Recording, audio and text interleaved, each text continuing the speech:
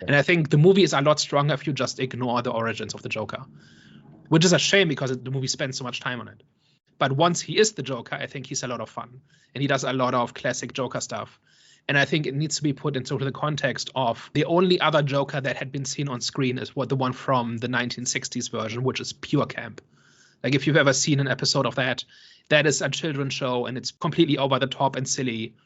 And if you then see Jack Nicholson, like a respected actor, put on this exaggerated and larger-than-life performance, just doing classical Joker things, right? It's like the second half of the movie watches a little bit like somebody made a list of things the Joker is known for, and then they do all of them.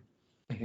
And I think the effect that it's supposed to have is just, it's a real actor in a real movie doing these things that you only know from the comic books and from the 1960s version. And I think that has not aged well because in the meantime, we've had better Jokers, and we take it for granted that Batman is for adults, right?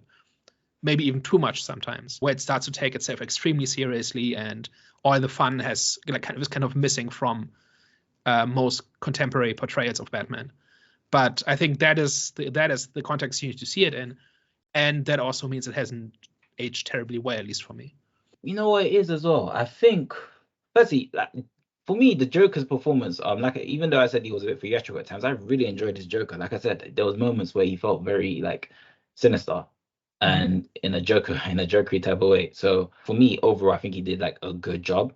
I just think when it comes to the Batman and the Joker, because we've been presented with different, Batmans and different Jokers, now we're going back in time and we're watching this classic and seeing, okay, I think it's just basically based on your preference, right? So which do you prefer? Do you prefer the emo Batman, which was the guy from Twilight?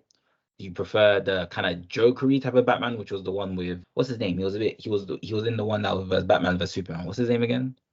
Ben Affleck.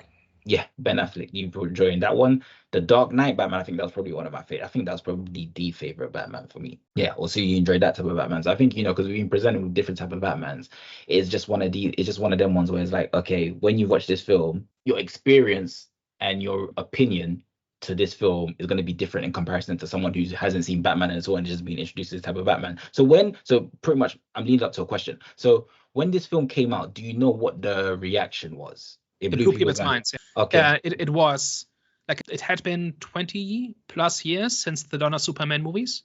And as far as I can remember, there had not been serious superhero movies in between. Mm-hmm. So it was a thing for children. It was niche. It was something that serious people couldn't and wouldn't enjoy. Yeah. And then Tim Burton comes along, established director, Jack Nicholson, Michael Keaton, Kim Basinger. These are all real actors, right? And now they're doing a Batman movie. And I think that's how it would be perceived. I don't know what the analog is. I was going to say like we had a Barbie movie last year. That was kind of similar, right? Where it's a toy, but it's a real movie with real actors in it and everybody enjoys it. Yeah. And I think it's similar in terms of something that people normally wouldn't take seriously suddenly being taken seriously because somebody put this effort into making it work. Yeah. Maybe that's how I would describe it. That makes sense. So for me, really, this movie is a lot like Star Trek, the original series, because I don't terribly enjoy Star Trek, the original series, but I realize its place in history, and I realize that the things I like couldn't have existed without it. Right? So it's an essential stepping stone. But if I go back and watch an episode of Star Trek, the original series, I'm kind of bored. I like Kirk and I like Spock and all of these characters, but the style and how the story is told and what stories are told doesn't really grip me. But it was a stepping stone towards the things I do like. And that's kind of how I look at Batman 1989, where I think there's some things to like and a lot of things that don't work. But without this, we don't get Spider-Man and X-Men in 2000. And without that, we don't get the Dark Knight. And without that, we don't get the MCU. And without that, we're not where we are today, right? Mm. So I think it's an important and essential piece in the history of the genre.